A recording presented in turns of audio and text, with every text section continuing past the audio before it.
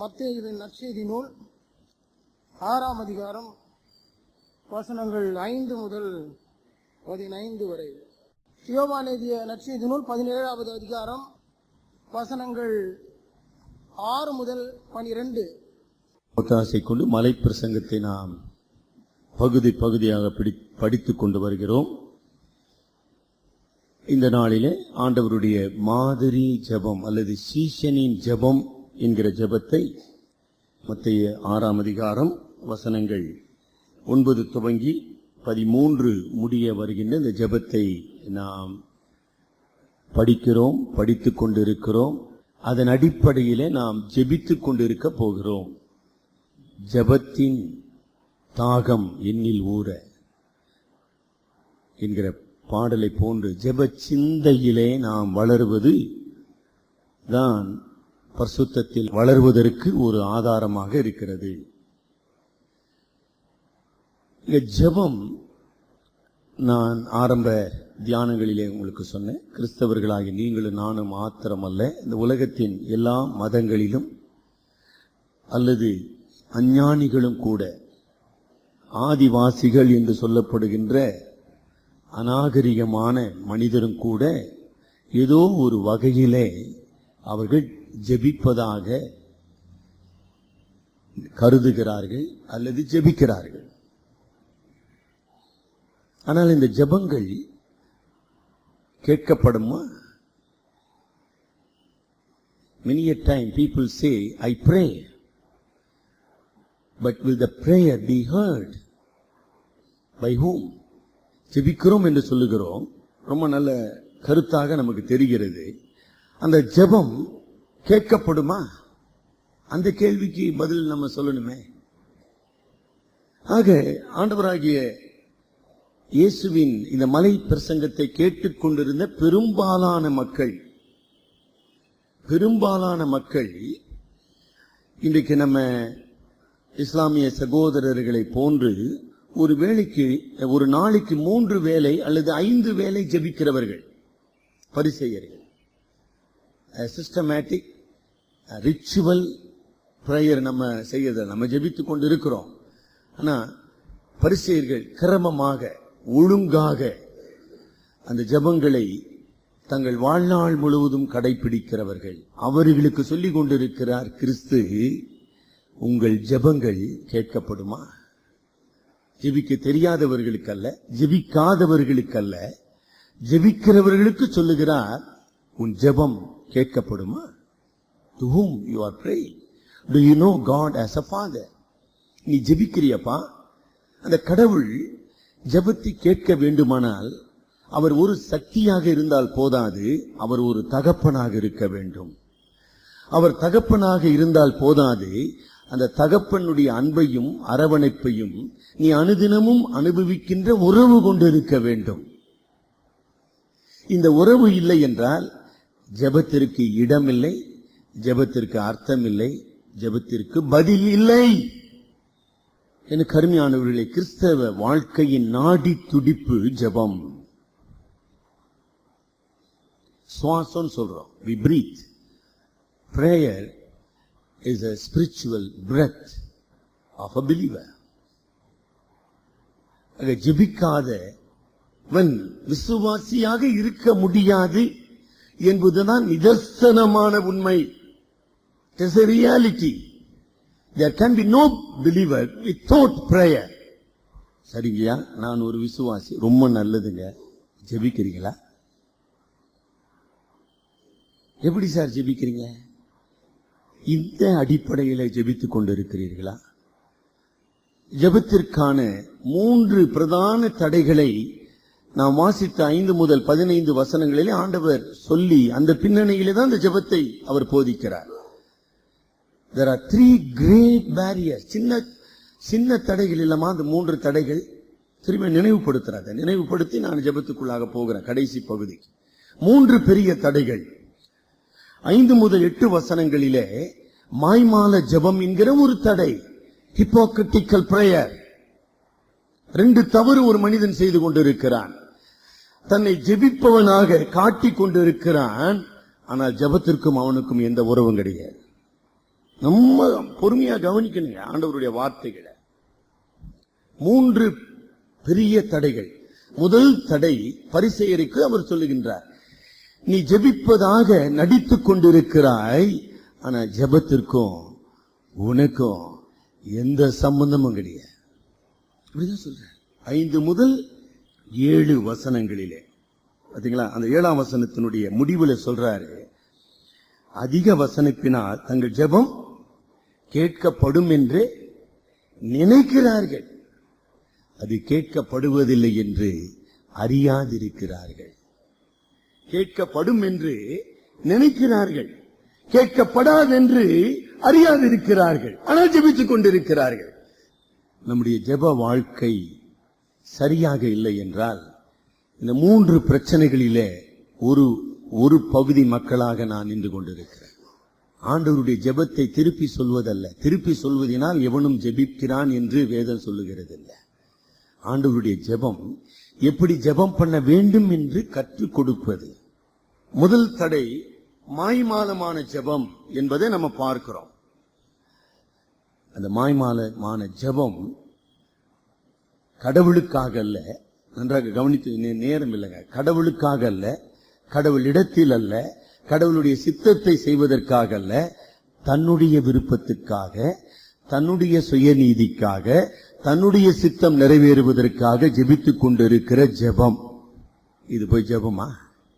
அந்த மாய்மால ஜெபத்தினுடைய இரண்டாவது பிரச்சனை, என்றைக்கு ஒரு மனிதன் கடவுளை கடவுளாக அறியவில்லையோ, இந்த வேதபூர்வமாக வெளிப்படுத்தப்பட்ட பிதாவாகிய கடவுளை குமாரனாகிய கிறிஸ்துவின் மூலம் ஒருவன் அறிந்து கொள்ளவில்லை என்றால் அவன் விக்கிரக ஆராதனைக்காரன்.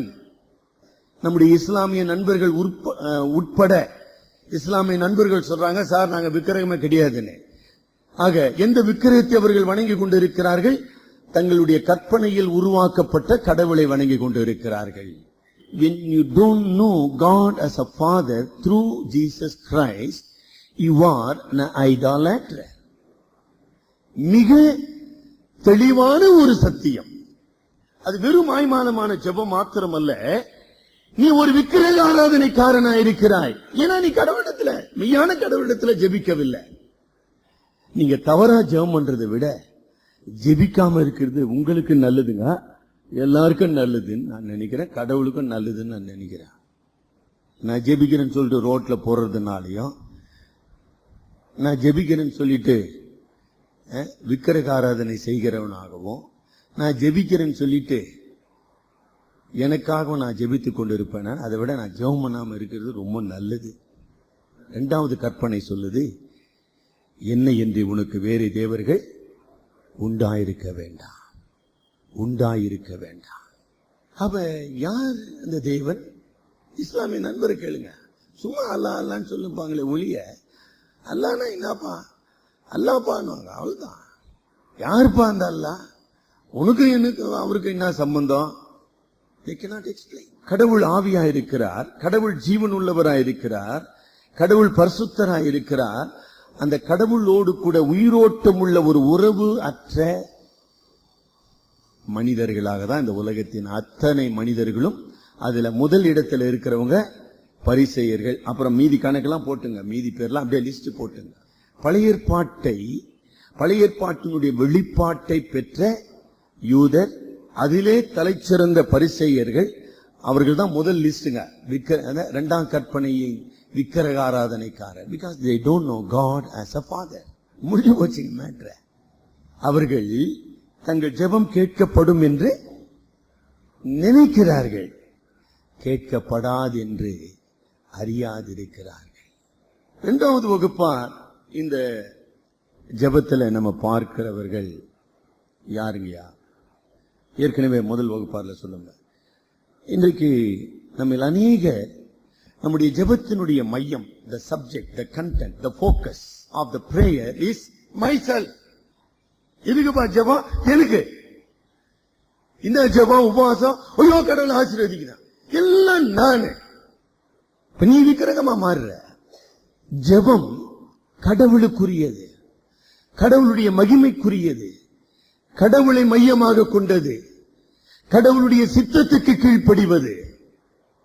கடவுளுடைய ராஜ்யத்தை பரப்புவது. கடவுள் கடவுள் கடவுள் கடவுள் கடவுள். There is no prayer without God. நீ எப்படி உனக்காக மட்டும் ஜெபம் பண்ணிக்கிற? நீ யார் உனக்கு அப்படி ஜெபம் பண்ண சொன்னா? Who told you to pray like that? ஏதாச்சும் உங்களை பத்தி ஏதாச்சும் இருக்குதுங்களா? The wonderful means of relating to God.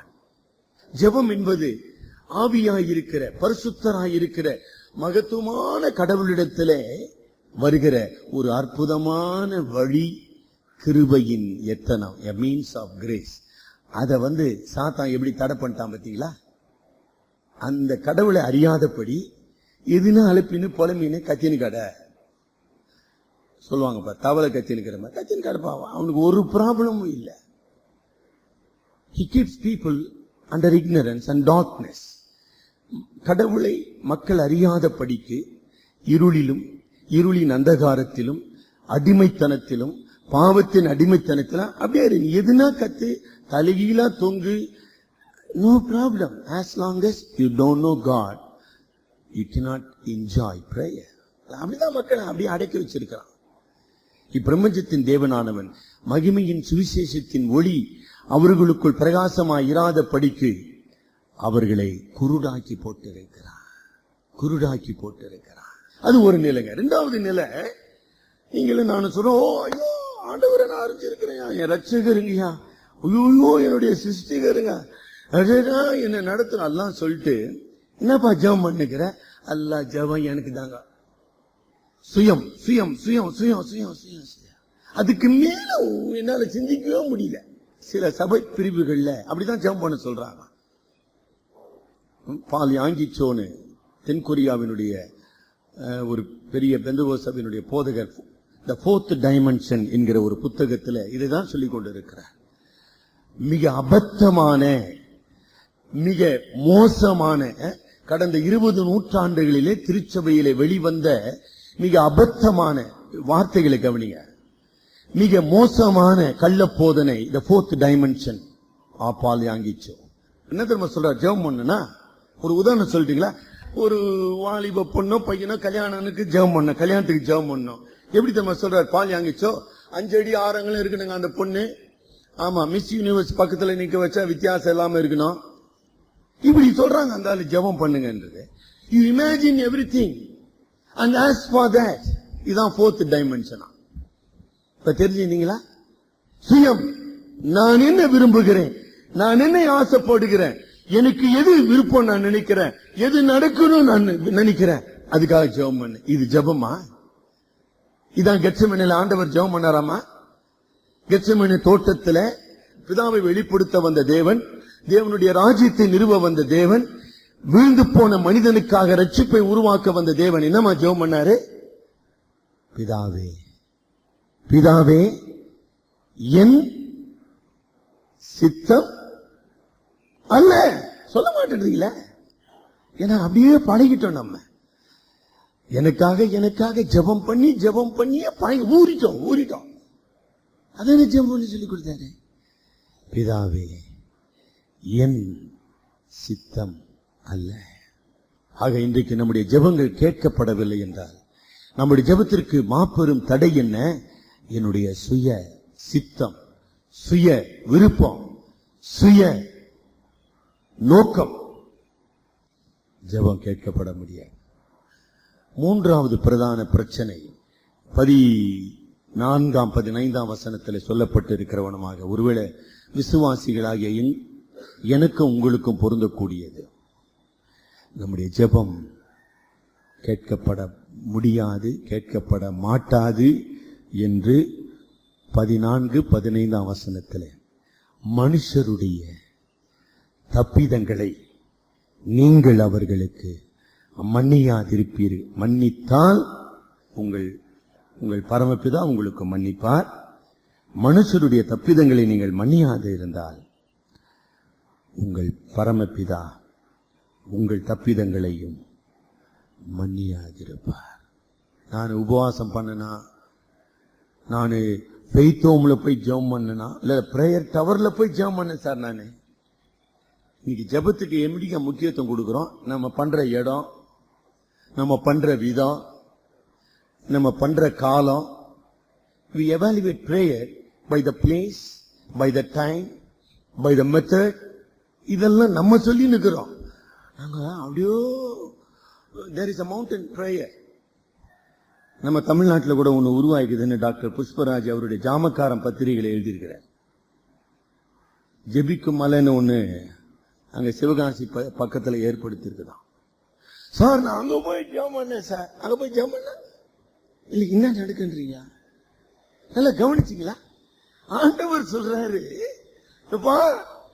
பக்கத்துல இருக்கிற ஆளை மன்னிச்சிருப்பான்றாரு. அதெல்லாம் மன்னிக்க மாட்டேன் சார், நான் மலை மேல ஏறிப்ப சார்ன்றான். என்ன சொல்றோம் நம்ம சொல்ற பாருங்க, திருநெல்வேலிக்கு அல்வான்னு அந்த மாதிரி இருக்குது. கடவுளுக்கே காதுல பூ வைக்கிற மாதிரி இருக்குதுங்க.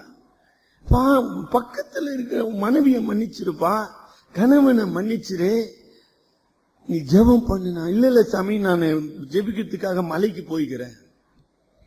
யாரு மலைக்கு போக சொன்னா போ. என்ன சிக்னிபிகன்ஸ் இருக்குதுங்க அதுல? நல்லா புரியுதுங்களா? நான் திருப்பத்தூருக்கு போனேன் சார் உபவாச ஜெபத்துக்கு. ஐயோ, நீ எங்கேயும் போக சொல்லியம்மா ஆண்டவர், எங்கேயாச்சும் அதெல்லாம் சொல்லிக்கிறாரா? எவ்வளவு how easily we are diverted. ஆண்டவருடைய போதனை, ஆண்டவருடைய வழிகாட்டுதல், ஆண்டவருடைய நோக்கத்தை விட்டு எவ்வளவு சீக்கிரம், எவ்வளவு எளிதாக மக்கள் வழி திருப்பப்படுகிறாங்க. ஏன் அங்க இங்கெல்லாம் போய் நிற்கிற? நீ மன்னிப்புதுன்னா என்னன்னு கத்துக்கப்பா, அப்புறம் ஜெபம் பண்ணுப்பான்ற. இந்த 3 தடைகளுக்குள்ளாக நீங்களும் நானும் இருப்போமானால் நம்முடைய ஜெபம் கேட்கப்படாது. ஆண்டவருடைய ஜெபத்தை படித்துக் கொண்டு வருகிறோம். 7 விண்ணப்பங்கள்.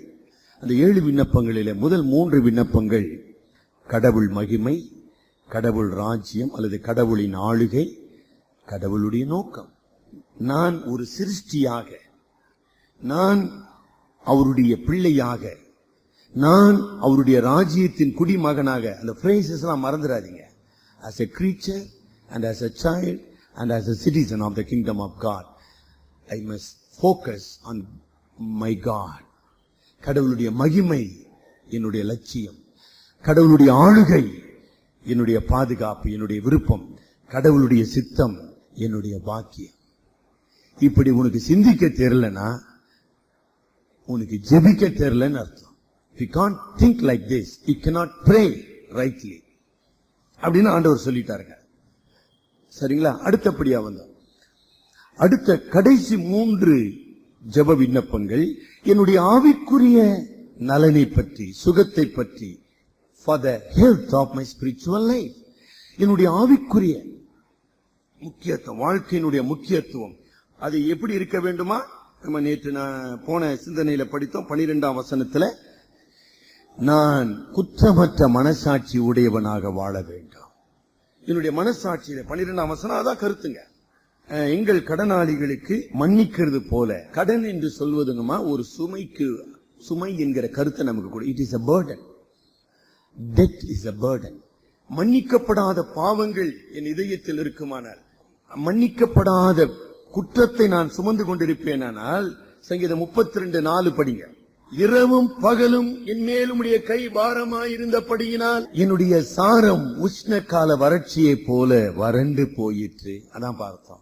என்னுடைய மனசாட்சியில அங்கு என் பாவம் மன்னிக்கப்பட்டது, என் பாவம் கழுவப்பட்டது, என் அக்கிரமம் நீங்கப்பட்டது. எவனுடைய பாவம் மூடப்பட்டதோ, எவனுடைய அக்கிரமத்தை கர்த்தர் எண்ணாதிருக்கிறாரோ அவன் பாக்கியவான். இந்த பாக்கிய நிலையிலே நீ இல்லையம்மா. இல்லாம எப்படிமா ஜெபம் பண்றது, எப்படிமா வாழ்றது? நீ சுமை தாங்கியா இருக்க வேண்டியவன், பிறர்களுடைய சுமைகளை தாங்க வேண்டியவனாக இருக்க வேண்டியவன். உன்னுடைய சுமையினாலே அழுத்தப்பட்டவனாக ஒப்பாரியும் கதறுதலும் வேதனையின் குரலுமாக உன்னுடைய பெருமூச்சு வந்து கொண்டிருக்குது. பூமி அதிர்ச்சியில அப்படியே அமுக்கி போச்சு இல்லைங்களா? பில்டிங் அப்படியே ரூப் விழுந்தா அமுங்கிடுச்சு. அவன் எப்படி இருப்பான்? அவனுடைய வாயிலிருந்து என்ன வரும்? ஐயோ, நான் சொன்ன ஞாபகம் இருக்குதுங்க. குஜராத்ல ஒரு ஆள் கிட்டத்தட்ட 32 மணி நேரத்துக்கு மேல இந்தியா டுடே பத்திரிகை உங்ககிட்ட இருந்தா எடுத்து படிச்சு பாருங்க. ஒரு பெரிய லட்சாதிபதி என்னை காப்பாத்துங்களேன், நான் 1 லட்சம் ரூபாய் தரேன், என்னை காப்பாத்துங்களேன், 1 லட்சம் ரூபாய் தரேன், என்னை காப்பாத்துங்களேன். அவன் கத்தாம இருந்தானே கொஞ்ச நாள் காப்பாத்தி இருக்கலான்றாங்க அவனை. He was going on shouting, என்னை காப்பாத்துங்களேன், என்னை காப்பாத்துங்களேன். கத்தி கத்தியே இருக்கிற உயிரும் போயிடுச்சு. இந்தியனுடைய எடுத்து படிச்சு பாருங்க. 2003 ஜனவரி 26 அந்த ஜெபம் தான் வாய் நின்னா ஒரு இறுதியத்தின் நினைவா வாய் பேசும். ஐயோ பயமா இருக்குது, ஐயோ என்ன இதான் வரும். ஏன்னா உன் குற்றம் மன்னிக்கப்படலையே, உன்னுடைய பாரம் நீக்கப்படவில்லையே. வருத்தப்பட்டு பாரம் சுமக்கிறவர்களே என்னிடத்தில் வாருங்கள். ஆக வருத்தப்பட்டு பாரம் சுமக்கிற நீ ஆண்டவரிடத்தில் வந்து பாரம் நீக்கப்பட்டு இளைப்பாறுகிறவனாக நீ துதிக்க வேண்டியவன், ஆராதிக்க வேண்டியவன். நீ 24 மணி நேரம் பாரத்தை சுமந்து நின்றா எப்படி பான்றார் ஆண்டவர். ஆக என்னுடைய குற்றத்தை நாம சுமந்து கொண்டு இருக்கிற 10 குறைக்கு மற்றவர்கள் செய்த குற்றத்தையும் சேர்த்து சுமந்து நிற்கிறேன்ப்பா. எதுக்குப்பா இதெல்லாம் சுமந்து நிற்கிற? அவன் பாவம் அவனோட போட்டோம், உன் பாவம் உன்னோட போட்டான். நீ அவன் செஞ்ச பாவத்தை வேற நினைச்சு நீ சுமந்துன்னு நீ உருகினே, உனக்கு பிபி ஏறிகினே. எதுக்குன்ற ஆண்டவர் உன் பாவத்தையும் உன்னால சும்மாகிறவன் பாவம் நீ ஏப்பா சுமந்து நிற்கிற? அவன் சுமந்துன்னு போறான்.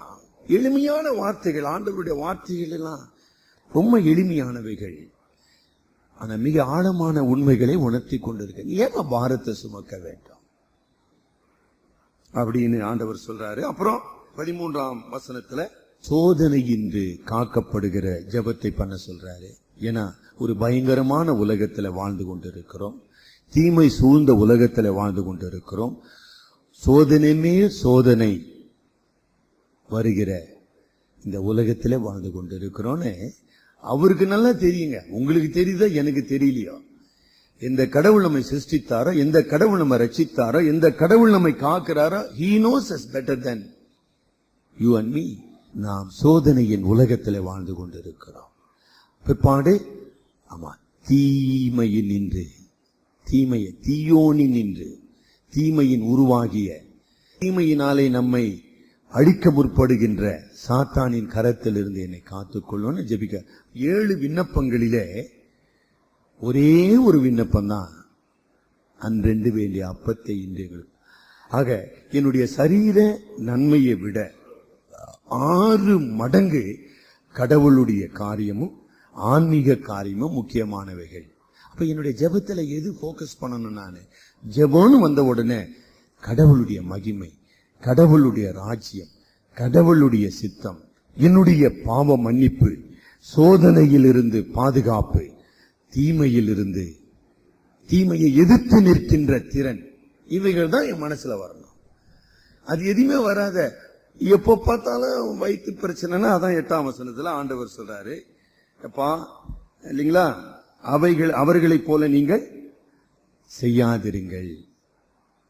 என்ன அவர்களைப் போல எண்ணத்தை உண்போம் எண்ணத்தை உடுப்போம் என்று கவலைப்படாதீர்கள். இவைகள் உங்கள் பிதாவை நோக்கி நீங்கள் வேண்டிக் கொள்ளுகிறதற்கு முன்னமே உங்களுக்கு இன்னது தேவை என்று அவர். என்ன அழகான ஒரு உண்மை. ஆக ஜெபம் அந்த 8ஆம் வசனத்தின் அடிப்படையில் it is not only a prayer for our need, it is a praise for God's gracious provision. என்னுடைய தேவைகளுக்காக விண்ணப்பிப்பது மட்டுமல்ல ஜெபம்,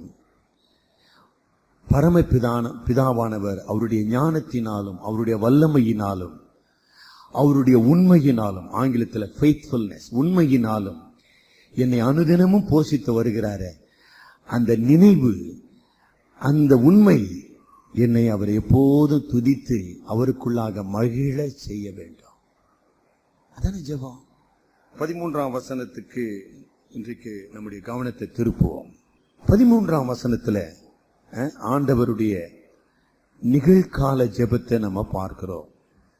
யோவான் 17ஆம் அதிகாரம் வாசிக்கப்பட்டதின் நோக்கம், யோவான் 17ஆம் அதிகாரத்திற்கு கிறிஸ்துவின் பிரதான ஆசாரியத்துவ ஜெபம் என்று பெயர். உயிர்த்தெழுந்த கிறிஸ்து, தேவனுடைய வலது பார்சத்தில் வீற்றிருக்கிற கிறிஸ்து என்ன செய்து கொண்டிருக்கிறார்? What he does in the right hand of God. தேவனுடைய வலது பார்சத்தில் வீற்றிருக்கிற கிறிஸ்து என்னமா செய்து கொண்டிருக்கிறார்? உங்களுக்காக எனக்காக பரிந்து பேசிக் கொண்டிருக்கிறார். He is interceding. பரிந்து பேசிக் கொண்டிருக்கிறார். என்ன அருமையான ஒரு உண்மை. நம்முடைய ஜெபத்தின் ஆதாரம் அங்கதாமா இருக்குது. நம்முடைய ஜெபம் கேட்கப்படுவதற்கு காரணம் ஒரே ஒரு காரணம் தான். நமது இரட்சகராகிய கிறிஸ்து பிதாவின் சமூகத்திலே நமக்காக இடைவிடாமல் மன்றாடுகிறவராக பரிந்து பேசுகிறவராக இருக்கிறார். ஆக அவர் என்ன ஜெபிக்கிறாரு? 12ஆம் வசனம் படிங்க. இருக்கையில் உம்முடைய நாமத்தினாலே அந்த காத்துக்கொண்டேன்றதான் முக்கியமான பதங்க. உம்முடைய நாமத்தினாலே காத்துக்கொண்டேன், நீர் எனக்கு தந்தவர்களை காத்து கொண்டு வந்தேன். ஆண்டவருடைய ஜெபத்துல காத்து வந்தேன், காத்து கொண்டு வந்தேன் இல்லைங்களா? காத்து கொண்டேன், காத்து கொண்டு வந்தேன். இப்ப நம்ம ஜெபிக்கிறார் ஆண்டவரே. நம்ம எப்படி ஜெபிக்க சொல்றாரு?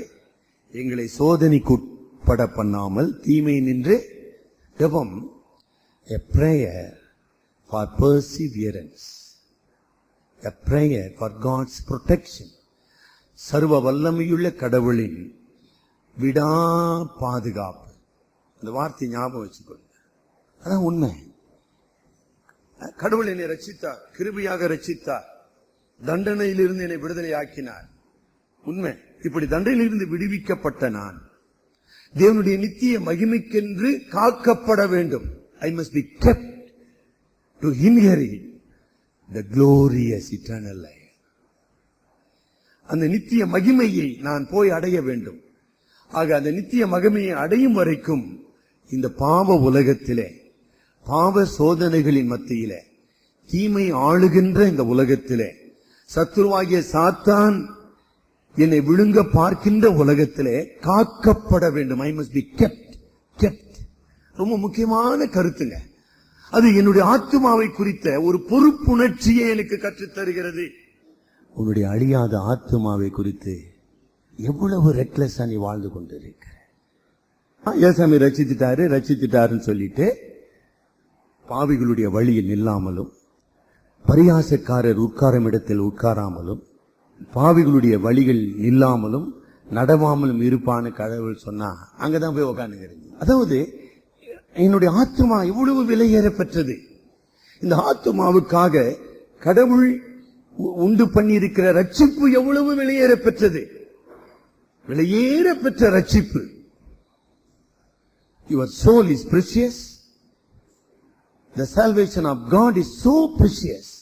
நீ அதெல்லாம் பண்ணிக்கிற இந்த உலகத்தோடு, இந்த யூதாஸ் காரியத்தை போல விலை பேசிக்கொண்டு you are bargaining with God.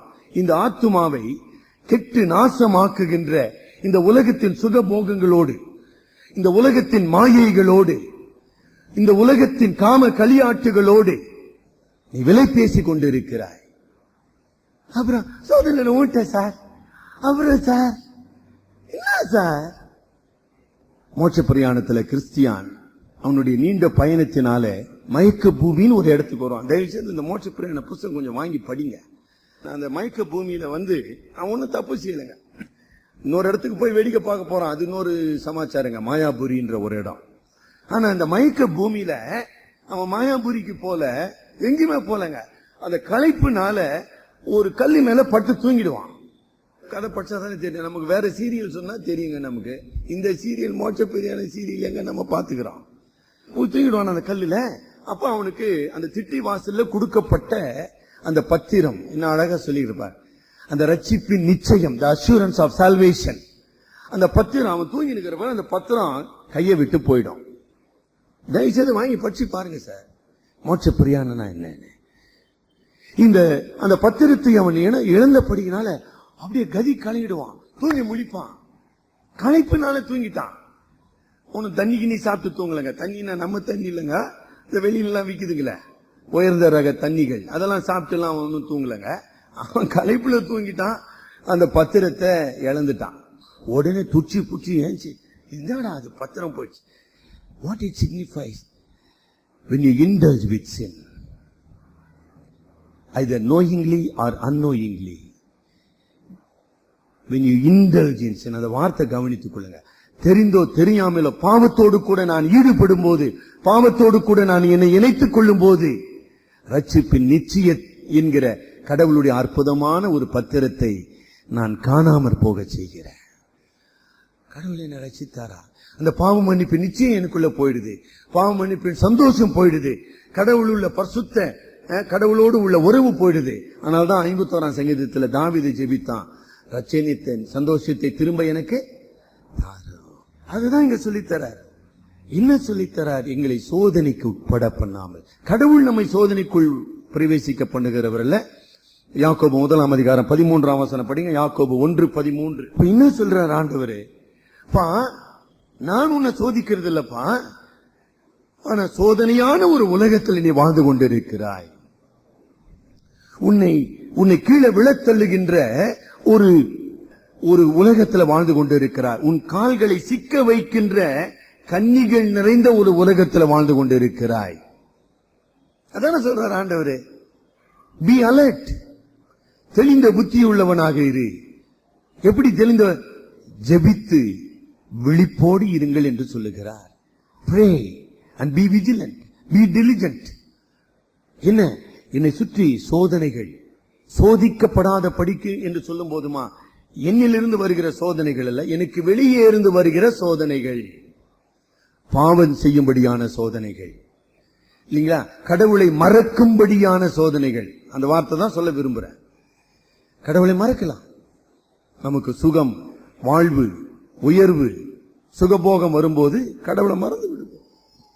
மறக்கும்படியான சோதனைகள், கடவுளை அசட்டு பண்ணும்படியான சோதனைகள், நம்முடைய வாழ்க்கையில கடவுளுக்கு பதிலாக மற்றவைகளை முக்கியப்படுத்துகிற சோதனைகள். having wrong priorities in life. வாழ்க்கையில இது முக்கியம் அது முக்கியம் சொல்லி கடவுள் எதற்காக நம்மை ரட்சித்தாரோ, எதற்காக நம்மை அழைத்தாரோ அதை மறந்துட்டு எதையோ தேடி சென்று கொண்டிருக்கிற இந்த உலக பிரகாரமான, அதான் நம்ம வாசித்த 119ஆம் சங்கீதத்துல, மாயைகளை நான் பாராத படிக்கு என் கண்களை நீர் விலக்கி காத்துக்கொள்ள. என்ன அழகான ஒரு ஜெபங்க. பொருள் ஆசை மீது என்னுடைய இதயத்தை நான் வைக்காத படிக்கு ஆண்டவரே என் இதயத்தை காத்துக்கொள்ள சாமி. என்ன அழகான ஒரு ஜெபம். இந்த ஜெபம்லாம் பண்ண மாட்டேன்றோமே. இதுக்கு படிச்ச இல்லைங்களா? என் ஆத்துமா மண்ணோடு ஒட்டி கொண்டு இருக்கிறது ஆண்டவரே. ஐயோ, என்னை அந்த உலகத்தினுடைய பந்தங்கள், பாசங்கள், அந்த பிடிப்பினைகள், இவைகளிலிருந்து என்னை விடுதலை ஆக்கும் ஆண்டவரே. என்ன அழகான ஒரு ஜெபம். எங்க வருதுங்க அந்த ஜெபம்லாம்? அதெல்லாம் வரவே மாட்டேங்க. சோதனைக்கு உட்பிரவேசிக்க என்ன சொல்லுகின்ற அந்த ஜெபத்தின் மூலமாக, ஆண்டவரே நான் பாவத்திலே விட ஏதுவானவன் என்று அறிக்கை செய்வோம். ஓ ஆண்டவரே, என்னுடைய சுய பலத்தினால, என்னுடைய சுய சக்தியினால, ஐயோ நான் உபவாசம் பண்ணாலும் நடக்காது, ஒன்னும் நடக்காது சாமி, நான் பாவத்திலே விழுந்து போவேன் என்கிற பயத்தோடு நான் ஜெபிக்கிறேன் சாமி. உங்கள் ரட்சிப்பு நிறைவேற பயத்தோடும் நடுக்கத்தோடும் பிரயாசப்படுங்கள். அதுதான் நம்ம சொல்லுகிறோம். இந்த ஜெபத்துல என்னமா சொல்றோம்? ஐயோ பாவமான உலகம், என்னை விழச் செய்கின்ற உலகம், என்னை மயக்குகிற உலகம், ஆண்டவரே என்னை இந்த உலகத்தின் கேடுபாடுகளில் என்னை காத்துக்கொள்ளும் என்று நம்ம ஜெபிக்கிறோம். அது மாத்திரமல்ல, என்னுடைய ரட்சிப்பையும், அந்த ரட்சிப்பினால் நான் பரிசுத்த வாழ்க்கை வாழ வேண்டும். பாருங்க, அந்த பரிசுத்த வாழ்க்கையும் நான் காத்துக்கொள்ள எனக்கு பலன் தாரோம். காத்துக்கொள்ள எனக்கு பலன் தாரோம். எவ்வளவு அவசியமான ஒரு ஜெபம் இல்லைங்களா? ஒரு ஆபத்தான பாதையில, மோசமான சூழ்நிலையில கடந்து செல்லுகிற எந்த ஒரு மனிதனும் கேட்கக்கூடிய ஒரு நல்ல காரியம், Lord protect me on my way in a dangerous situation. இல்லையா?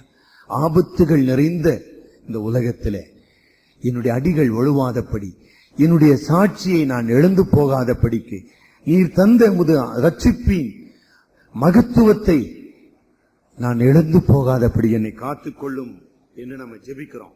இந்த உலகத்தினாலே, மாம்சத்தினாலே வரக்கூடிய கரைகள், இவைகளிலிருந்து என்னை காத்துக்கொள்ளும் ஆண்டவரே. அதே நேரத்தில் இன்னொரு பொறுப்பை நம்ம ஏற்கிறோம். ஆண்டவரே, இந்த சோதனைகள் வரும்போது அதை நான் எதிர்த்து நிற்பேன். காந்தியை பத்தி ஒரு வார்த்தை சொன்னா, திருப்பி அவரை பத்தி ஒரு கருத்து சொன்னா, அவர் என்ன சொன்னாரு? தான் தாய்கிட்ட, அம்மா நான் எந்த காரணத்தை முன்னிட்டும் மது அருந்த மாட்டேன், மாம்சம் சாப்பிட மாட்டேன். அப்ப அவருக்கு ஒரு சோதனை வரும்போது அவருடைய ஃப்ரெண்ட்ஸ் மது வாங்கி கொடுக்கும்போது நான் சாப்பிட மாட்டேன்ப்பா, மாம்சம் சாப்பிடும்.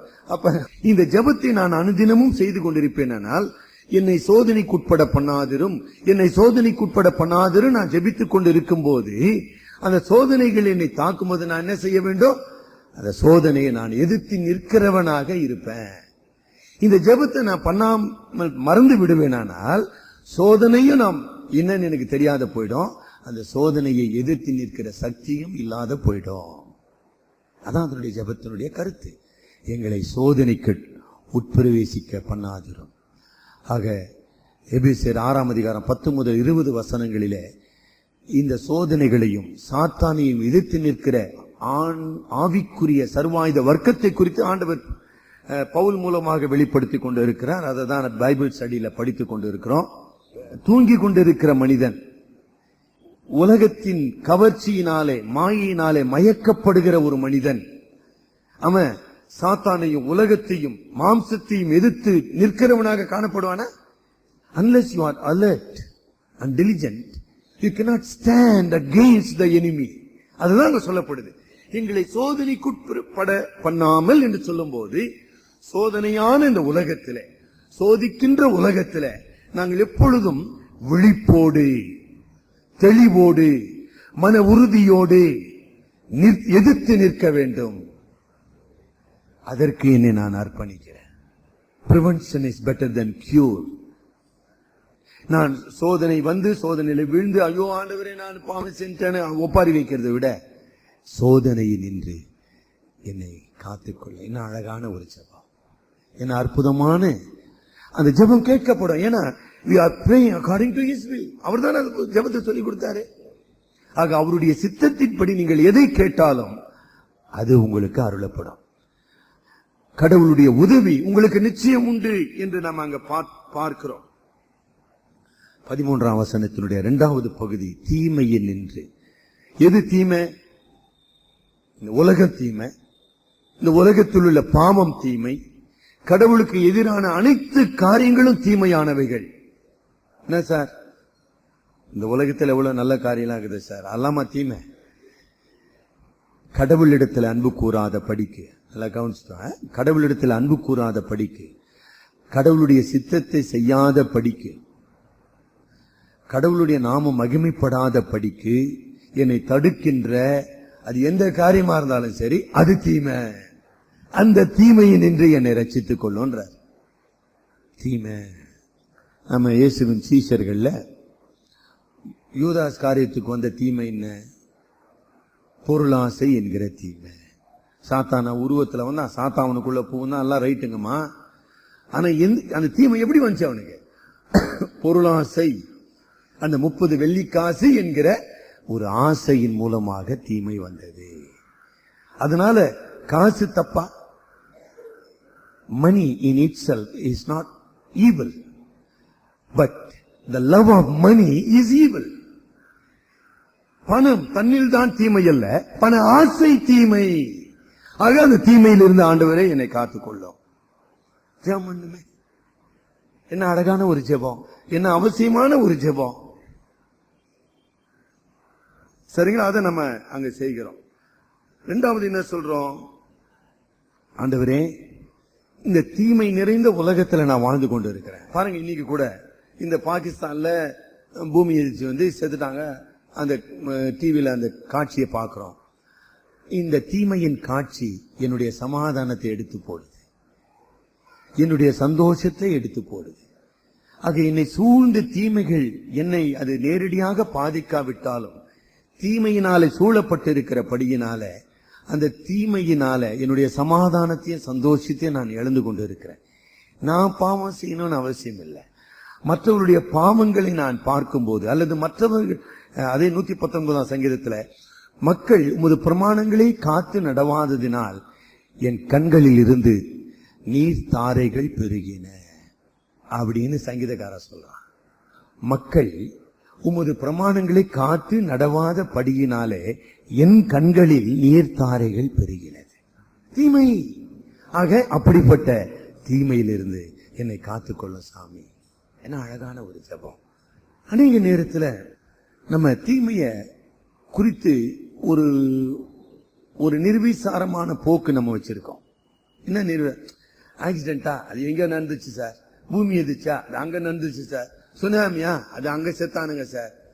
வெடிகுண்டா, ஆமா ஆமா சார், ஜார்க்கண்ட்ல செத்தான், ஒழிஞ்சான். அதாவது நமக்கு அதுக்கு சம்மந்தம் இல்லாத மாதிரி எவனோ செத்தான், எவனோ போறான், எப்படியோ போறான், நான் நல்லா இருக்கிறேன்னா அப்படி இல்லைங்க. That is not the attitude. இந்த உலகம் தீமையினாலே சூழப்பட்டிருக்குது, ஆளப்பட்டிருக்கிறபடினால either directly or indirectly we are affected by the evil. அதுதான் சொல்ற. அப்ப இந்த தீமை நிறைந்த உலகத்திலே தீமையின் நின்று, தீமையின் பாதகத்தில் இருந்து, தீமையின் வேதனையில் இருந்து, தீமையின் கண்ணீரில் இருந்து, ஆண்டவரே நீர் என்னை காத்துக்கொள்ள. எதுக்கு ஆண்டவரே என்னை காத்துக்கொள்ளணும்?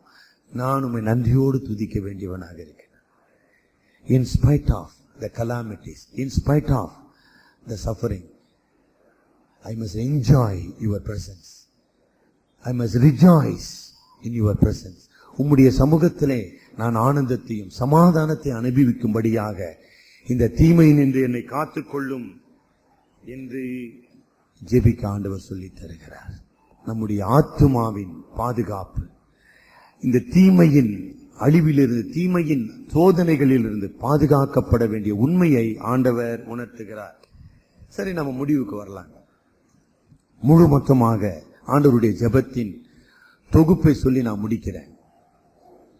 4 உண்மைகளை இந்த ஆண்டவருடைய ஜெபம் நமக்கு உணர்த்துகிறது. ஒரு விசுவாசியாக, ஒரு குடிமகனாக, ஒரு தேவனுடைய பிள்ளையாக இந்த நான் ஜெபத்தை ஏன் நான் செய்ய வேண்டும்? தேவனுடைய சித்தத்துக்கு என்னை ஒப்பு கொடுக்க வேண்டாம். உம்முடைய சித்தம் செய்யப்படுவதால் தேவனுடைய சித்தத்துக்கு என்னை ஒப்பு கொடுக்கும்படியாக இந்த ஜெபம் என்னை வழிநடத்த, எந்த ஜெபமும் என்னை வழிநடத்த வேண்டும். 2, உம்முடைய ராஜ்யம் வருவதாக. It is a missionary prayer. ஆக எனக்குள்ளே வந்த கிறிஸ்துவின் ஆளுகை எனக்கு விடுதலையை, எனக்கு சமாதானத்தை, சமாதானம் பாவ மன்னிப்பு, சமாதானம் என்றால் மரண பயத்திலிருந்து விடுதலை, சமாதானம் என்றால் நித்திய ஜீவன். ஆக இந்த சமாதானத்தை பெற்று அனுபவிக்கின்ற நான், இந்த தேவனுடைய ராஜ்யம் இந்த உலகம் எங்கும் பரவ வேண்டும். அவர் அறியாத மக்களுக்கு, அவரை எதிர்க்கின்ற மக்கள் மத்தியில தேவனுடைய ராஜ்யம் பெருகுவதனாலே அவருடைய ஆளுகை வர வேண்டும். அதற்காக நான் ஜெபிக்கிறேன். ஆக அதை நான் வாஞ்சிக்கிறேன். நான் மட்டும் இல்லை, இந்த உலகத்துல அவருடைய ராஜ்யம் பரவுவதனாலே அநேகர் அவருடைய ராஜ்யத்தின் மக்களாக மாற வேண்டும் என்று ஜெபிக்கிறோம். சுவிசேஷம் பரவ வேண்டும், சுவிசேஷத்தை கேட்பவர்கள் விசுவாசிக்க வேண்டும், சுவிசேஷத்துக்கு கீழ்ப்படிய வேண்டும். சுவிசேஷத்தினாலே அந்த மக்கள் தேவனுடைய ராஜ்யத்துக்குள்ளே கொண்டு வரப்பட வேண்டும். அது எந்த இனம், எந்த ஜாதி, எந்த மதமா இருந்தாலும் சரிங்க. That is my longing. ஏன்னா இது தேவனுடைய ராஜ்யம் பரவுவது அவருடைய சித்தம். 3வதாக நான் என்ன செய்யறேன்? தேவனுடைய பாதுகாப்புக்கு என்னை ஒப்புக் கொடுக்கிறேன். என்னை நான் பாதுகாத்துக் கொள்ள முடியாது. என்னுடைய அறிவினால, அனுபவத்தினால என்னை நான் பாதுகாத்துக் கொள்ள முடியாது. தேவனுடைய வல்லமையான பாதுகாப்புக்கு என்னை நான் ஒப்புக் கொடுக்கிறேன். இல்லைங்களா? 4வது அவருடைய ராஜ்யம் வருகை என்று சொல்லும் போது இயேசு கிறிஸ்துவினுடைய வருகையை ஆவலோடு எதிர்நோக்குகிறேன். ஒருத்தர் அழகா சொல்றார், we live in a age between inauguration of the kingdom of God and the consummation of the kingdom of God. தேவனுடைய ராஜ்யம் ஏற்படுத்தப்பட்டு தேவனுடைய ராஜ்யம் முற்று பெறும் இந்த 2 நிலைக்கு இடைப்பட்ட காலத்தில் நீங்களும் நானும் வாழ்ந்து கொண்டிருக்கிறோம். ஆக கிறிஸ்துவின் வருகையை எதிர்நோக்கினவளாக என்னுடைய அனுதின வாழ்க்கையை நான் வாழ வேண்டும். தலைவணங்கி ஜெபிப்போம். ஜெபம் என்கிற தேவனுடைய சலாக்கியத்தை, பிள்ளையின் உரிமை பேற்றை, வல்லமையின் வாய்க்காலை, விசுவாசியின் கடமையை நான் சரியாக பயன்படுத்துகிறேனா? இடைவிடாமல் ஜெபம் பண்ணுங்கள். எனக்கு அருமையான சகோதரி சகோதரியே, பாவ சோதனைகளினாலே தாக்கப்படுகிற உலகத்திலே வாழ்கிறோம். தீமை சூழ்ந்திருக்கிற உலகத்திலே வாழ்கிறோம். சாத்தான் ஆட்சி புரிகிற உலகத்திலே வாழ்கிறோம். தீமையின் வேதனையை அறுவடை செய்கிற உலகத்திலே வாழ்ந்து கொண்டிருக்கிறோம். நமக்காக மாத்திரமல்ல, திருச்சபைக்காக, தேவனுடைய பிள்ளைகளுக்காக, தீமை நின்று காக்கப்படும்படியாக, தீமை உருவாக்குகிற சாத்தானை எதிர்த்து நிற்கிற மக்களாக நாம் வாழும்படியாக, தேவனுடைய பரிசுத்தம், தேவனுடைய நீதி, தேவனுடைய ரட்சிப்பின் கிருபை வெளிப்படும்படியாக தேவனே எங்களை சோதனைக்குட்பட பண்ணாமல் காத்துக்கொள்ள ஜெபிப்போமா? அன்பின் ஆண்டவரே, எங்களை ரட்சித்த எங்கள் இரட்சகரே, இந்த நித்திய வாழ்வுக்கும் மகிமைக்கும் எங்களை தெரிந்து கொண்டு இந்த பாவமான உலகத்திலே சோதனைகள் தொடருகிற வாழ்க்கையிலே சாத்தானின் தாக்குதல்கள் நிறைந்த இந்த உலகத்திலே எங்களை பாதுகாக்கிற உம்முடைய வல்லமையான கரத்துக்கும் உம்முடைய பாதுகாப்பிற்கும் எங்களை ஒப்படைக்கிறோம். நாங்கள் தன்னந்தனியாக அல்ல, இந்த உலகத்தை ஆளுகிற சாத்தானை வெற்றி கொண்ட கிறிஸ்துவுக்குள் இருக்கிறோம் என்கிற நிச்சயத்தோடு நாங்கள் வாழ உதவி செய்யும். சோதனைகளை வெற்றி கொண்டு உம்முடைய பரிசுத்த நாமத்தை மகிமைப்படுத்த உதவி செய்யும். மீட்பர் மூலம் ஜெபிக்கிறோம் பிதாவே, ஆமென்.